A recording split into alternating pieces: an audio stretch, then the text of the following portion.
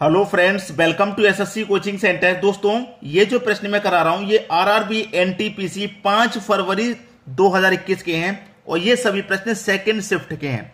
ठीक है, second shift के।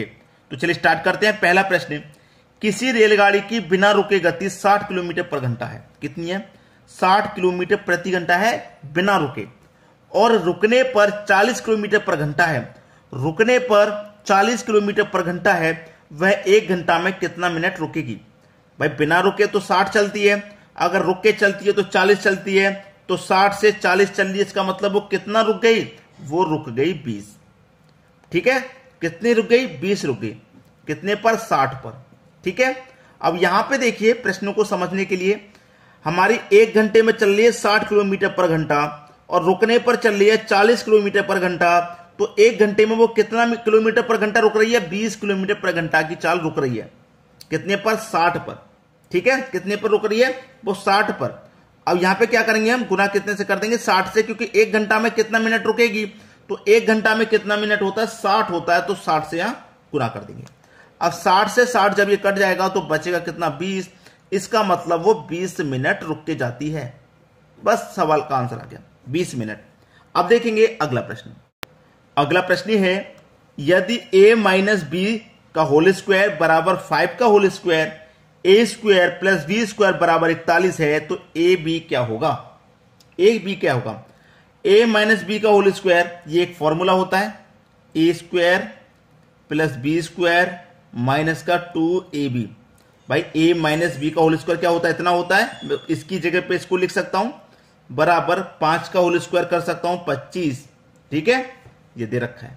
अब इसको देखिएगा, ए स्क्वायर प्लस बी स्क्वायर का मान 41 है, a square plus b square का मान कितना है? 41। तो मैं इस पूरे की जगह 41 ले सकता हूं, माइनस का 2ab बराबर का 25।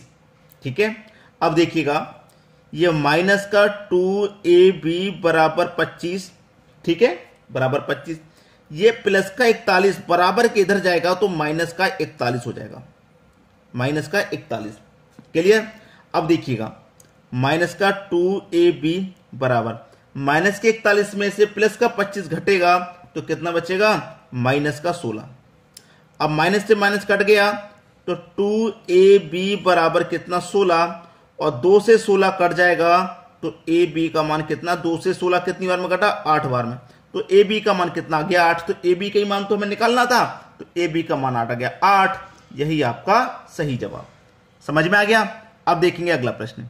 अगला प्रश्न है, यदि x के बटे में रूट 162 बराबर रूट 128 बटे x है तो x का मान ज्ञात करें। देखिए दोस्तों, यहां पर क्या होगा? ये क्रॉस मल्टीप्लाई, तो x का गुना x से हो जाएगा, तो ये क्या हो जाएगा? एक्स स्क्वायर बराबर 162 का गुना 128 से हो जाएगा रूट में। तो मैं इस 162 को सबसे पहले क्या लिख सकता हूं? 81 गुने 2 लिख लूंगा। ठीक है, गुने 128 को क्या लिख सकता हूं? 64 गुने 2 लिख लूंगा। 64 गुने 2 128 होता है। तो मैंने इसको लिख लिया 81 गुने 2, इसको लिख लिया 64 गुने 2, और दोनों को मैंने क्या कर दिया? गुना। ठीक है, अब देखिए, एक्स स्क्वायर बराबर 81 का जो स्क्वायर रूट में सॉल्व करूंगा तो 9 होता है। ठीक है, 64 का स्क्वायर रूट कितना होता है? 8 होता है। 2 का गुना 2 से करूंगा तो 4, और 4 का स्क्वायर रूट कितना होता है? 2। पूरे का मैंने स्क्वायर रूट सॉल्व कर लिया। ठीक है, अब एक्स स्क्वायर बराबर 9 72, 72 का गुना 2 से कर दूंगा तो 144। अब ये 2 यहां से हटके यहां जाएगा, तो x बराबर 144, ये स्क्वायर का 2 यहां जाएगा तो इधर आके क्या लग जाएगा? रूट लग जाएगा। तो x बराबर 144 का स्क्वायर रूट क्या होता है? 12। तो x का मान कितना आया आपका? 12 आ गया। यही आपका सही जवाब। क्लियर सभी को? अब देखेंगे अगला प्रश्न। अगला प्रश्न है, आपको स्क्वायर रूट निकालना है 42.25 का, इसका स्क्वायर रूट। देखिए, सबसे पहले अगर आप ये देख लें कि 42.25, अगर मैं इस दशमलव को भूल जाऊं तो ये संख्या क्या हो जाएगी? ये हो जाएगी 4225। यही तो हो जाएगी अगर इस दशमलव को मैं भूल जाऊं। तो 4225 का स्क्वायर रूट अगर मैं करूं तो मुझे मालूम होना चाहिए इसका कोई परफेक्ट स्क्वायर रूट होता है कि नहीं। अगर होता है तो बहुत आसान है। तो 4225 का परफेक्ट स्क्वायर रूट होता है 65। परफेक्ट स्क्वायर रूट 65 होता है। अब 65 होता है ना, तो यहां पे 2 संख्या बाद दशमलव है, यहां पर 1 संख्या बाद लग जाएगा। ठीक है, तो 6.5, इसका जो स्क्वायर रूट आ जाएगा वो आ जाएगा 6.5। यही आपका आंसर हो गया। क्लियर है सभी? अब देखेंगे अगला प्रश्न। अगला प्रश्न है यदि x बराबर 3 की पावर 2 गुने 2 की पावर 1, y बराबर 2 की पावर 3 गुने 3 की पावर 1, z बराबर 3 की पावर 2 गुने 2 की पावर 2 है, तो X Y Y Z Z X का एलसीएम ज्ञात करें। बहुत ही बढ़िया प्रश्न है। हमें क्या करना है, एक्स वाई वाई जेड और जेड एक्स निकालना है। ठीक है, कैसे निकालेंगे देखिए, सबसे पहले मैं एक्स और वाई निकालूंगा, एक्स और वाई। तो मुझे ये देखना है कि एक्स और वाई में कौन कौन सी संख्या कॉमन है। देखिए यहां पे 2 है, यहां पे भी 2 है, तो मैं 2 कॉमन ले लूंगा और दोनों की पावर को जोड़ के लिख दूंगा इसके ऊपर। तो 1 और 3 कितना हो गया, 4 गुना है। अब देखिए कौन कौन कॉमन है, 3 और यहां पे भी 3, तो 3 कॉमन है तो मैं 3 ले लिया, पावर को जोड़ के लिखूंगा। 2 और 3 कितना हो जाएगा भाई, देखिए यहां पे 3 की पावर 2 है, यहां 3 की पावर 1 है, तो 2 और 1 कितना हो गया, 3 लिख लिया। अब y और z में कॉमन देखेंगे, y में और z में, तो देखिए यहां पे कितना है, 2 है, यहां पे भी 2 कॉमन है, तो मैं 2 ले लिया। दोनों की पावर को जोड़ के लिख दो, यहां पावर 3 है, यहां पावर 2 है, तो कितनी होगी, पावर 5 गुने, यहां पे भी 3 है और यहां पे भी 3 है, 3 कॉमन है, तो मैं 3 ले लिया, पावर को जोड़ के लिख दो, 1 और 2 3 हो गया है। अब लेंगे क्या, जेड एक्स लेंगे। ठीक है, जेड में और एक्स में कॉमन देखेंगे, तो देखिए यहां पे भी 2 है एक्स में और यहां पे भी 2 है, कॉमन है 2 ले लिया, पावर जोड़ के लिखेंगे 2 और 1 कितनी होगी, पावर 3 गुने, अब इसमें कॉमन क्या है, 3 और 3 दोनों में कॉमन है, पावर को जोड़ के लिखेंगे 2 और 3 कितनी हो जाएगी, पावर 5। अब हमें निकालना है इसका एलसीएम, तो एलसीएम सीधा सीधा भैया 2 कॉमन है, यहां पे 2 ले लिया, सबसे ज्यादा पावर क्या है 5, तो 5 ले लो। ठीक है, गुना, यहां पे क्या कॉमन है, 3, पावर सबसे ज्यादा क्या है भाई, पावर सबसे ज्यादा क्या है, यहां पे पावर, यहां पे 5 कैसे है भाई, देखिए मैं आपको बता दूं, यहां 3 की पावर कितनी है मेरी, 2, और यहां 3 की पावर 2, तो 4 हो गई ना, ये गलती से 5 लग गया, तो 3 की पावर कितनी होगी, 4, बस यही एलसीएम है। तो इस तरीके का प्रश्न कभी भी आए आप आसानी से कर पाएंगे, अब कोई प्रॉब्लम नहीं होनी चाहिए। अब देखेंगे अगला प्रश्न। अगला प्रश्न है एक त्रिभुज का आधार 6 सेंटीमीटर तथा ऊंचाई 8 सेंटीमीटर है, तो क्षेत्रफल ज्ञात करें। क्षेत्रफल, ठीक है, देखिए हमें क्या करना है, एक त्रिभुज का आधार, तो हमें क्या करना है, त्रिभुज का क्षेत्रफल निकालना है भाई, त्रिभुज का हमें क्षेत्रफल निकालना है। तो त्रिभुज का क्षेत्रफल बराबर क्या होता है, 1/2 इंटू आधार गुने ऊंचाई, यही तो होता है, हम इसी को निकाल लेंगे। अब देखिए 1/2, आधार कितना है, आधार है 6 का, तो 6 ले लो भाई, ऊंचाई है 8 की, तो 8 ले लो।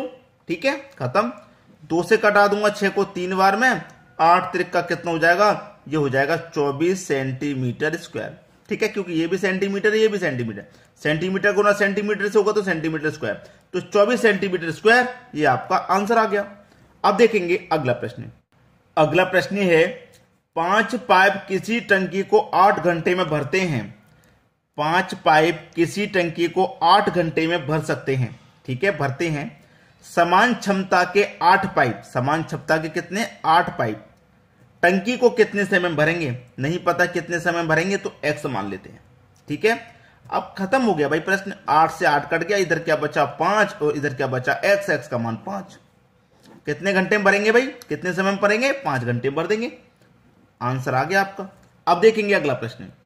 अगला प्रश्न है 1 रुपए 50 पैसे और 25 पैसे के 3 सिक्कों का अनुपात 1, 2, 3 है और 50 पैसे के सिक्कों की संख्या 80 है, तो कुल धन ज्ञात करें। देखिए आपके पास 1 रुपया 50 पैसे और 25 पैसे के सिक्के का अनुपात है, सिक्के का अनुपात है 1, 2 और 3, ये मेरे पास अनुपात है। ठीक है, 50 पैसे के सिक्कों की संख्या 80 है, जो 50 पैसे हैं उनके सिक्कों की संख्या 80 है और अनुपात में कितनी है, 2 है, तो इस 80 में इस 2 से डिवाइड कर दूंगा तो कितना आ जाएगा, 40। 40 का गुना 1 से कर दूं तो 40, 2 से कर दूं तो 80 और 3 से कर दूं तो 120। ठीक है, ये हो गई सिक्कों की संख्या। अब 1 रुपए के 40 सिक्के हैं तो इसका मतलब कितना हो गया, ये 40 रुपए हो गए। 50 पैसे के 80 सिक्के हैं तो ये भी 40 रुपया हो गया। 25 पैसे के 120 रुपए हैं तो ये कितने हो गए, ये 30 रुपए हो गए। सभी को हमने रुपए बना लिया। 40 और 40 80, 80 और 30 कितना, ये हो गया 110 रुपया। तो कुल धन ज्ञात करना था, कुल धन हमारा कितना है 110 रुपए, यही आपका आंसर हो गया। समझ में आ गया। अब देखेंगे अगला प्रश्न। अगला प्रश्न है चक्रवृद्धि ब्याज की दर से 3 वर्ष में कोई धन 8 गुना हो जाता है तो दर ज्ञात करें। देखिए ये मैं एक तरफ मूलधन लिख लेता हूं, एक तरफ मिश्र धन। ठीक है, मेरा 3 वर्ष में कोई धन 8 गुना हो गया, मतलब 8 हो गया, लेकिन वो मूलधन था कितना नहीं पता, तो मैं उसे 1 मान लूंगा। मेरा कोई मूलधन 1 था जो कि 3 वर्ष में 8 गुना हो गया, तो 1 से 8 गुना का मतलब 8 हो गया। कितने समय में, 3 वर्ष में। जब 3 वर्ष के लिए प्रश्न रहेगा तो क्यूब रूट कर देंगे आप, क्या कर देंगे, क्यूब रूट। और 2 वर्ष के लिए रहेगा तो आप स्क्वायर रूट कर देंगे।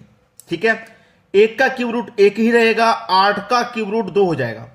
अब कोई राशि मेरी 1 थी, 1 से 2 हो गई, 1 थी 1 से 2 गुनी हो गई। भाई 1 थी 1 से 2 हो गई, तो मेरा जो दर है वो 100% होगा कि नहीं होगा, सीधा सीधा। ठीक है, क्योंकि जितनी मेरी राशि है, 1 रुपया मेरी राशि है, उसमें 1 रुपया ही मुझे ब्याज मिल रहा है, जितनी राशि उतना ही मिल रहा है। तो कितना बढ़ रहा है, 100% बढ़ रहा है कि नहीं बढ़ रहा, दर कितनी होगी, 100% होगी कि नहीं होगी। 1 मेरी राशि थी, उस पर 1 बढ़ के ही मुझे मिश्र धन कितना प्राप्त हो गया, 2 प्राप्त हो गया मिश्र धन। तो 100% की दर लगी हुई है। क्लियर सभी को। अब देखेंगे अगला सवाल।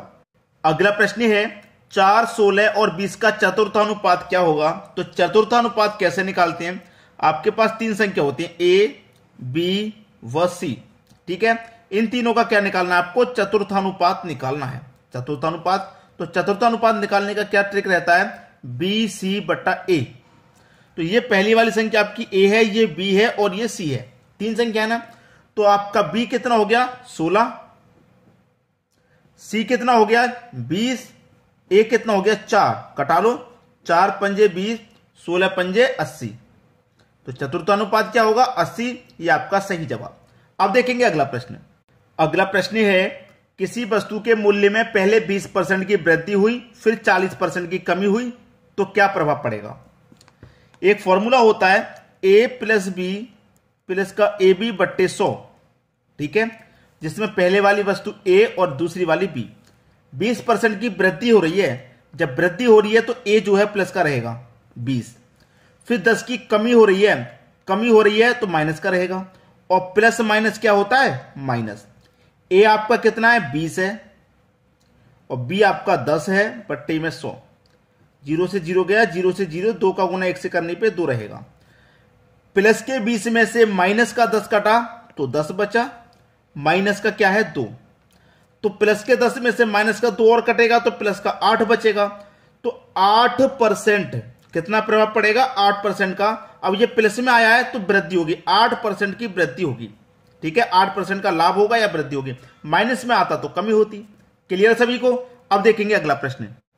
अगला प्रश्न है लड़कियों की संख्या का 2/5 और लड़कों की संख्या का 3/5 बराबर है, यदि कुल संख्या 250 है तो कितने लड़के हैं।